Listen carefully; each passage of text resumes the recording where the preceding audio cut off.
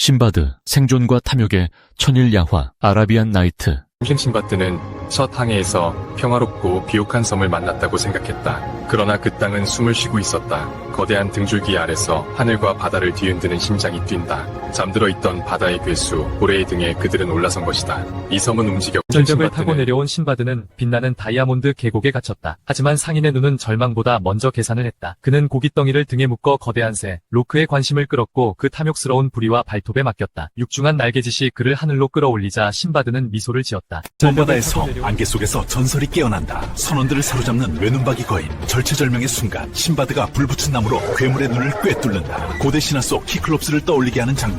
지중해와 아라비아, 페르시아를 잇는 신화의 교차로에서 탄생한 모험담 신바드.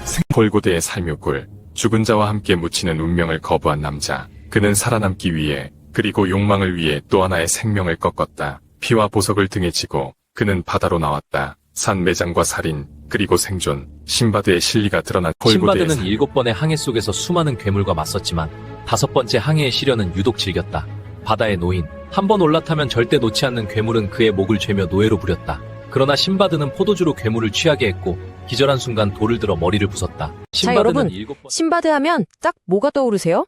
아마 대부분 그렇죠. 용감무쌍한 모험가, 바로 그 이미지를 생각하실 거예요. 맞아요.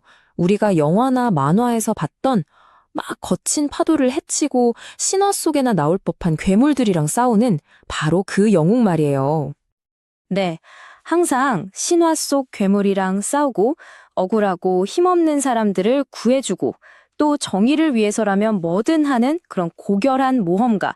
이게 바로 우리가 기억하는 신바드의 전형적인 모습이죠.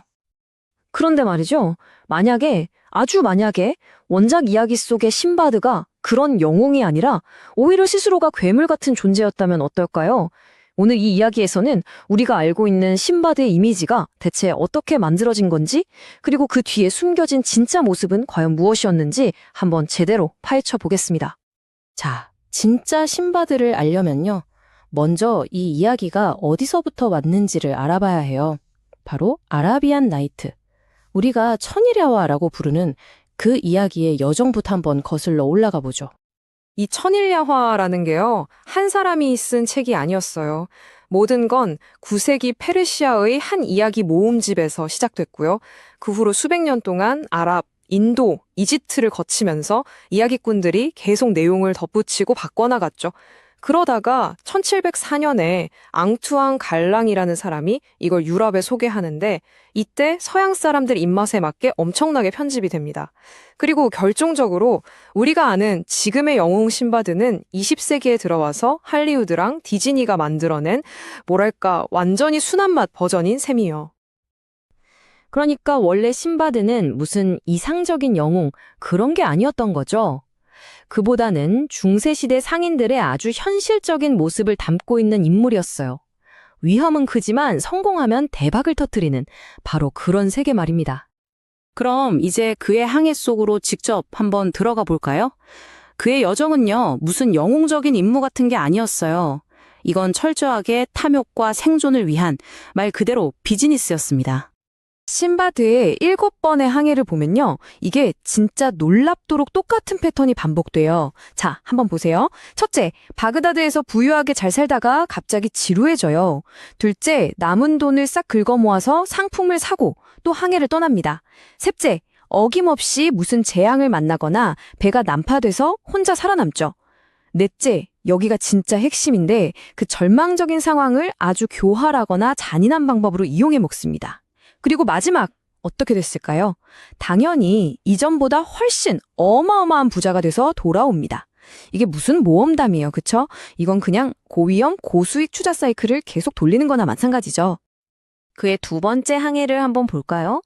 우리가 아는 신화에서는 거대한 로크라는 괴물새로부터 용감하게 탈출하는 장면으로 나오지만 원작은 전혀 달라요. 이건 아주 치밀하게 계산된 비즈니스 전략이었어요. 뱀이 우글거리는 다이아몬드 계곡에서 탈출하려고 일부러 자기를 새의 먹잇감처럼 위장해서 다이아몬드를 훔쳐 나오는 거죠. 그러니까 괴물은 싸워서 물리쳐야 할 대상이 아니라 돈을 벌기 위한 도구에 불과했던 겁니다. 세 번째 항해는 그리스 신화 오디세이아 이야기랑 정말 비슷해요. 외눈박이 거인 치클롭스가 나오거든요. 그런데 결정적인 차이가 있습니다. 오디세우스는 살아남은 자기 부하들을 구하려고 키클롭스의 눈을 찔러요. 리더로서 부하들을 보호하는 거죠. 근데 신바드는요? 오직 자기 혼자 살겠다고 거인의 눈을 찌릅니다. 결국 탈출하는 과정에서 다른 거인들이 던진 바위에 동료들 대부분이 죽는데도 전혀 신경 쓰지 않아요. 자, 이제 신바드의 가장 어둡고 진짜 충격적인 비밀을 마주할 시간입니다. 바로 네 번째 항해에 숨겨진 끔찍한 진실이죠. 상황이 이렇습니다. 낯선 땅에 갔다가 귀족 여성이랑 결혼을 한 신바드. 근데 하필 그곳에 배우자가 죽으면 살아있는 배우자도 같이 산채로 묻어버리는 아주 끔찍한 관습이 있었던 거예요. 결국 아내가 죽고 신바드는 정말 얼마 안 되는 음식과 물만 든 채로 꼼짝없이 공동매장 동굴에 갇히고 맙니다. 자, 여러분이라면 이런 절망적인 상황에서 어떻게 하시겠어요? 영웅이라면 과연 어떻게 탈출했을까요? 보통 영웅이라면 어땠을까요? 당연히 다른 희생자들하고 힘을 합쳐서 우리 같이 여기서 나가자 하면서 기발한 방법을 찾았겠죠. 그런데 신바드는요. 와, 진짜 상상도 못할 짓을 합니다.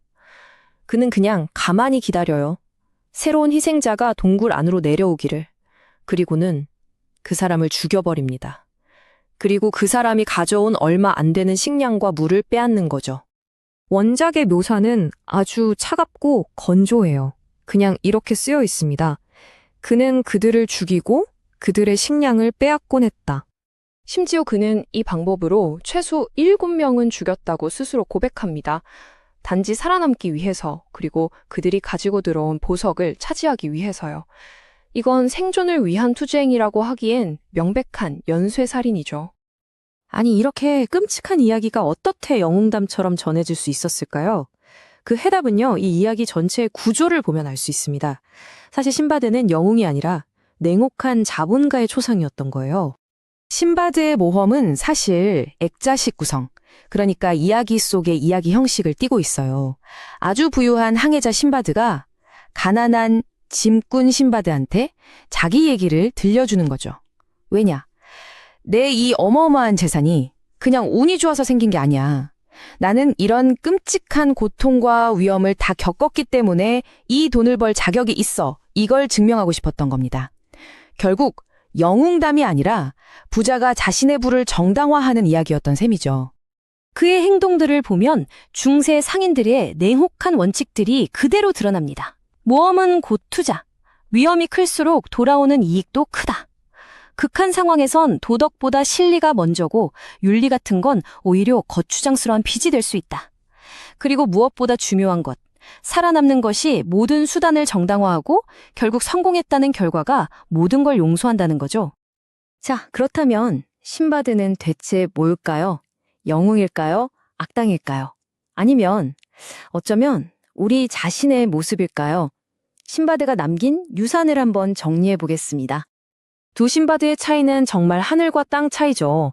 할리우드의 영웅은 정의와 모험 때문에 떠나지만 원작의 상인은 오직 이윤과 탐욕을 쫓습니다. 영웅에게 동료는 목숨을 같이 하는 친구지만 상인에게는 언제든 버릴 수 있는 소모품에 불과했죠. 영웅은 용기와 지혜로 문제를 해결하지만 상인은 교활함과 속임수, 심지어 살인까지 서슴지 않습니다. 그 결과 한 명은 모두에게 영감을 주는 고결한 영웅이 됐고 다른 한 명은 그저 성공한 생존자로 남게 된 겁니다. 우리는 왜 이렇게 잔혹한 생존자를 이렇게 멀끔한 영웅으로 포장해버렸을까요? 아마도 우리는 신화가 좀 단순하기를 바라기 때문일 겁니다. 선은 선, 악은 악, 이렇게 딱 떨어지는 분명한 이야기를 더 좋아하니까요. 마지막으로 이 질문을 한번 던져보고 싶습니다. 만약 당신이 그 춥고 어두운 동굴 속에 갇혔다면 당신은 과연 누가 되었을까요? 영웅이었을까요? 아니면 또 다른 신바드가 되었을까요? 자, 여러분.